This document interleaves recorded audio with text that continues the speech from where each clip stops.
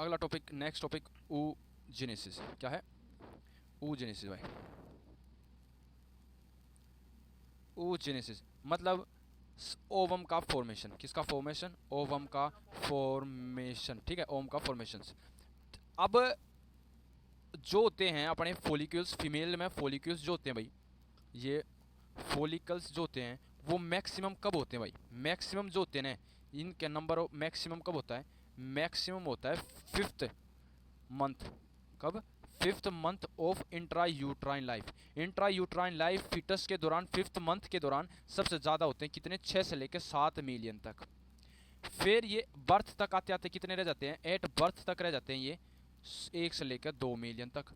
और प्यूबर्टी तक आते आते ये रह जाते हैं 4 से लेकर 5 लाख। ठीक है, जब फॉलिक्यूल्स का नंबर खत्म हो जाता है, ठीक है, फॉलिक्यूल्स रिजर्व फिनिश हो जाता है, फॉलिकल रिजर्व खत्म हो जाता है, एब्सेंट हो जाता है, फिनिश हो जाता है, उसको बोलते हैं जब क्या आ जाता है? मीनोपोज। ठीक है भाई, साइकिल खत्म हो जाती है। अब पढ़ते हैं यहाँ पर भाई कैसे ओवोजेनेसिस कैसे होता है। तो वैसे जैसे स्पर्मेटोजेनेसिस होते हैं वैसे ही अपने एक जर्मिनल सेल्स होते हैं जिनको बोलते हैं यहाँ पर भाई oogonia। ठीक है, अब इन oogonia में नॉर्मली क्या क्या होती रहती है? माइटोसिस। कौन सी होती रहती है? माइटोसिस। अब इन में से कुछ एक आधे oogonia में से एक जो होता है वो साइज बड़ा हो जाता है, वही डिफ्रेंशिएट होकर थोड़ा सा बड़ा हो गया, उसको क्या बोलते हैं आप? Primary oocyte। ठीक है, क्या बोलते हैं? Primary oocyte।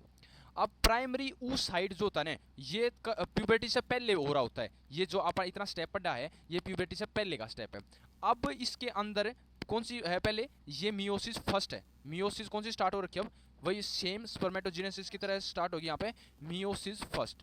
अब मियोसिस फर्स्ट में अपनी एम जो स्टेज होती है, एम स्टेज मतलब जहाँ पे मियोसिस ओरिजिनल मियोसिस हो रखी होगी, उसकी 4 फेज होती हैं। जो 4 फेज होती हैं जो आपने पता भाई, कौन सी? वो प्रोफेज, एनाफेज, मेटाफेज, टीलोफेज है ना। वे उस मियोसिस में उस मियोसिस की कौन सी फेज में? अपनी प्रोफेज में। कौन सी फेज में? एक सेकंड, प्रोफेज में। प्रोफेज में क्या होता है? अपना अरेस्ट हो जाता है, प्रोफेज अरेस्ट हो जाती है, यहाँ पर रुक जाता है मियोसिस, यहाँ पर रुक जाती है मियोसिस, इससे आगे नहीं बढ़ती। इसके बाद आगे कब बढ़ती है? फिर जब आ जाती है प्यूबर्टी में। प्यूबर्टी जब स्टार्ट होती है, प्यूबर्टी के स्टार्ट होने पे क्या होगा? वही हाइपोथैलेमो पिट्यूटरी एक्सिस जो होती है, हाइपोथैलेमिक पिट्यूटरी एक्सिस जो होगी वो मैच्योर हो जाएगी। ये मैच्योर होगी तो वही फिर हाइपोथैलेमस क्या रिलीज करेगा? Gonadotropic releasing hormone. और गोनेडोट्रोपिक रिलीजिंग हार्मोन किसने? पिट्यूटरी ने स्टिमुलेट करेगा। और पिट्यूटरी क्या रिलीज करेगी? एलएचएफएस, ल्यूटिनाइजिंग हार्मोन और फॉलिकल स्टिमुलेटिंग हार्मोन। अब एलएच जो होगा ने, वो एलएच जो होगा वो तेरा क्या इसको दोबारा यहाँ से इसको स्टिमुलेट करेगा, जिससे यह प्रोफेज एक्टिवेट होगी, मियोसिस फर्स्ट एक्टिवेट हो जाएगी और एट प्यूबर्टी क्या बन जाएगा? Primordial follicle. इसको क्या बोलेंगे? प्राइमोडियल फॉलिकल, जो सबसे पहला प्राइमोडियल फॉलिकल बनता है। अब यहाँ से स्टार्ट होगी भाई, प्राइमोडियल फॉलिकल बनेगा और वो फिर किस में कन्वर्ट होगा? प्राइमरी फॉलिकल में। ठीक है, प्राइमरी फॉलिकल वही किस में दोबारा फिर किस में हो जाएगा? सेकेंडरी फॉलिकल में। और सेकेंडरी फॉलिकल किस में डिफ्रेंशिएट होगा? वो होगा टर्शरी फॉलिकल में। अब देख, अब यहाँ पे इस जब तक ये फॉलिकुल होगा ना, यहाँ तक अपनी कौन सी स्टेज रहेगी? यहाँ तक रहेगी अपनी मियोसिस फर्स्ट। यहाँ तक जाकर अपनी मियोसिस स्टेज कंप्लीट होगी। इस स्टेज तक जाकर सेकेंडरी फॉलिक्यूल में जाकर अपनी प्राइमरी मियोसिस कंप्लीट होगी। और प्राइमरी मियोसिस कंप्लीट होगी यहाँ पे, तो यहाँ पे सेकेंडरी फॉलिक्यूल के बाद क्या होगा? यहाँ तेरा क्या होगा? यहाँ तेरा होगा सेकेंडरी oocyte। oocyte प्लस में एक पोलर बॉडी। जो अपन ये पढ़ा था प्राइमरी oocyte, वो प्राइमरी oocyte यहाँ पे फर्स्ट मियोसिस कंप्लीट होगी। कौन सी कंप्लीट होगी? First meiosis. First meiosis complete होने पास क्या होगा? इसके अंदर आओगा एक तो सेकेंडरी oocyte और एक पोलर बॉडी। ठीक है, अब फॉलिक्यूल्स क्यों बोले अपन ने? इसने प्राइमरी फॉलिक्यूल क्यों बोला? Secondary primordial follicle, secondary follicle, tertiary follicle. तो देख, अब भाई इसके अंदर जैसे ये है oocyte, प्राइमरी oocyte। oocyte के चारों तरफ एक लेयर आ जाती है। इस लेयर को आप क्या बोलते हैं? ये फ्लैट सेल होते हैं, फॉलिकुलर सेल होते हैं, इनको बोलते हैं फ्लैट फॉलिकुलर सेल। इसको साथ में आप क्या बोल देंगे? Primary follicle. ऐसे ही फिर ये जो फॉलिक्यूल है ना, ये तो इनको ये और डिफ्रेंशिएट हो जाएंगे। ये और डिफ्रेंशिएट होकर क्या, ये एक और डिफ्रेंशिएट होकर इस लेयर को आप बोल देंगे, इन लेयर को बोल देंगे आप क्यूबोइडल, क्यूबोइडल फॉलिकल सेल। जो ये क्या होते हैं, ये फॉलिकल सेल्स क्या होते हैं, क्यूबोइडल फॉलिकल। पहले तो ये फ्लैट थे, फिर और डिफरेंशिएट हो गए, क्यूबोइड हो गए, और ये होते हैं ग्रेनुलोसा। जो आपने ग्रेनुलोसा लेयर पढ़ी है ना कि फॉलिकल्स के बाहर ग्रेनुलोसा लेयर है, तो फिर ये यही सेल है। और फिर उसके बाद और जैसे अब यहाँ तक तो क्या हुआ था भाई, यहाँ तक अपना आ गया था क्या सेकेंडरी फॉलिकल। अब टर्सरी फॉलिकल में क्या होगा, टर्सरी फॉलिकल में इस ग्रेनुलोसा लेयर के अलावा और चीज़ आ जाएगी। जैसे ये प्राइमरी ऊ साइट है, प्राइमरी ऊ साइट के बाहर क्या था, अपना फॉलिकुलर सेल थे, ग्रेनुलोसा सेल थे, ग्रेनुलोसा की लेयर थी। अब इसके बाहर और क्या आ गया, इसके बाहर आ गया एक और इनकम्प्लीट लेयर आ गई। इस इनकम्प्लीट लेयर को आप बोलते हैं थीका लेयर। तो जो पहले तो कौन सी आई, ग्रेनुलोसा लेयर, फिर आई अपनी थीका लेयर। फिर यही अब यहाँ होने के बाद यहाँ पे प्राइमरी वो खत्म हो गया भाई, क्या प्राइमरी मियोसिस खत्म हो गया। अब टर्सरी फॉलिक्यूल आ गई। टर्सरी ही फॉलिक्यूल क्या होती है, टर्सरी फॉलिक्यूल ही रिलीज होती है, टर्सरी फॉलिक्यूल रिलीज होती है during ovulation. During ovulation release होती है, वो जो होती है टर्सरी फॉलिकल। दूसरा नाम है इसका एंट्रल फॉलिकल। ठीक है, अब या और ज़्यादा ये जो सेकेंडरी फॉलिकल है इससे और ज़्यादा थोड़ी डिफ्रेंशिएट हो गई है। अब यह कैसे हो गई है, देखिए कैसे हो जाता है टर्सरी फॉलिकल।